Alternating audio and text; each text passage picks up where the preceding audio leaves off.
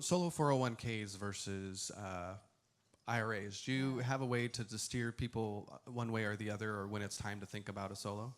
Right, a solo 401k. So IRAs and 401ks are different things, but there is a solo 401k. So here's the criteria to be able to get into one.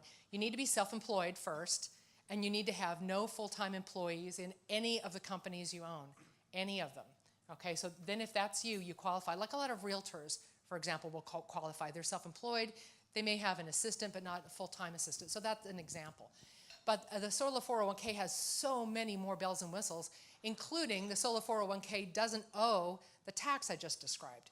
A solo 401k doesn't pay UDFI tax. It doesn't pay that tax on borrowed money. And that's something that you discuss with your CPA. I think, again, Matt and Amanda will cover it. The solo 401k has both a pre-tax bucket, and it can have an after-tax bucket like a Roth. In a regular Roth, maybe you can contribute, say, $6,000 roughly, since it fluctuates, right? It's fluctuating right now.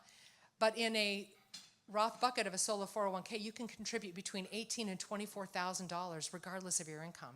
That's a lot more money. So you take that Roth money in your solo 401k bucket and you go invest tax-free for life. The money comes back tax-free for life. So those are some of the advantages of having a solo 401k. There's more. For example, you can't really borrow from an IRA. Once every 12 months, you can take the money for 60 days. You can do that with an IRA. But with a solo K, you can borrow 50% of the account value or $50,000, whichever is less, and take that out, and then you pay yourself back over 5 years.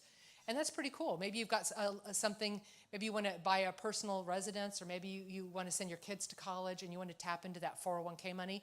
You can do that with the solo 401k, where you can't do it with a typical IRA.